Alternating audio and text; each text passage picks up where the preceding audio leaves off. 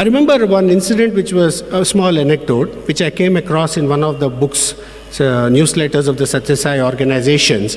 A renowned painter was having a painting competition of all, not painting competition, I'm sorry, a display of all his paintings, and people were admiring all his paintings. He was such a skilled craftsman, artist. One painting particularly was drawing lots of attention. Everyone was going near that painting and staring at it, but nobody was able to understand what it meant. Now, the painting itself was very simple. There was a picture painted of the heart of man, okay? And outside the heart of the man, Jesus Christ was seen putting his hand on the heart like this. It was obvious that he was wanting to enter the heart. So that is a painting. There's a heart of man, and the Lord was waiting outside the heart, trying to get into the heart.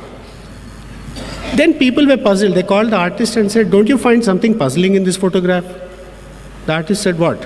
He said, "See, the Lord is trying to enter the heart of the man, but the door in the heart doesn't have a handle. How do you expect the Lord to open it and enter the heart?" Then the artist said, "My dear man, the heart of man can be opened only from inside. It cannot be opened from outside.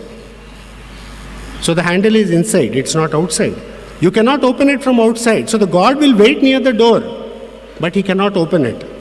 We have to open the door from inside and invite the Lord in. Only then he will come. Until then, he will patiently wait outside the door." Now that is the significance of the human heart. We have the power to open it. We have the power to invite the Lord in. We also have the power to shut the door and not let the Lord come in. So how we open the door, that remains the entire thing as sadhana. This is what Swami calls a human heart is like a single seat sofa. So either the Lord stays there or the world stays there. Both of them cannot occupy the same sofa. Either the Lord stays there or the world stays there. Who has to stay there? We have the power to decide. I still remember in 1989, when we were going to Kodaikanal, Swami had brought a brand new bus, a Swaraj Mazda, that I believe that brand of bus had just been released into the market. And Swami brought that bus, got it here, and he was very thrilled with the program. He was telling, "See, I bought a new bus for you people. All of you can travel very comfortably in that bus. It has air condition, it has a radio." Oh, everything is said, everything was fine. Now, Kodaikanal trips with Swami are something, which is very endearing and very enjoyable. In the sense that he packs the bus with every known quality of eatable and juices. He's so worried, that in the long trip, his students are going to get famished. Now, it had a backflip also. Unfortunately, he expected everything to be finished by the next time he saw the bus. And unfortunately, the next time he sees us is in a place where we are supposed to stop for either breakfast, lunch, or dinner. How are we going to eat there if we are going to swallow everything in the bus? So, but that's a conundrum which we had to deal with. Swami wouldn't help you there.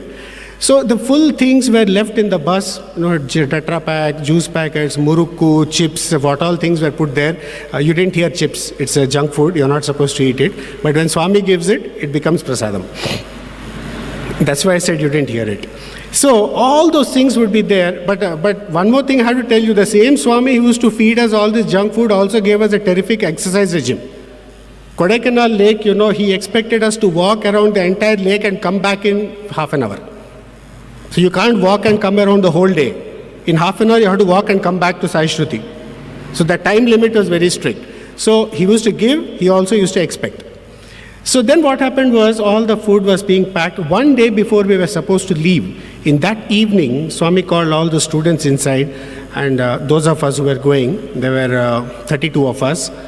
So all of them, Swami showed, see this you must eat at this time, this you must eat at this time, all things he was explaining, nice.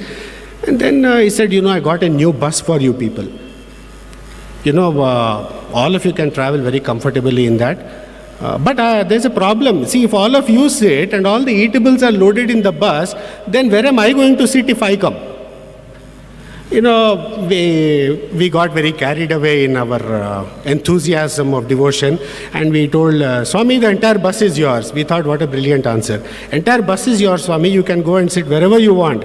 Swami's face just fell. The Swami who was smiling and laughing till then, his face just fell, and he just said one word. He said, what will I do with a lifeless, empty bus? Why don't you tell me you are mine? Now watch this.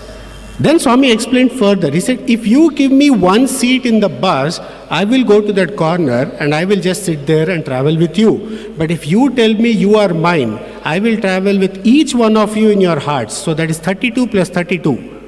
That is 64 of us going in the bus. So he is always so eager. That means just like the painting, what I told you, he is always eager, standing there, telling us that I want to be with you, I want to be with you. The only thing that is preventing him from being that is us.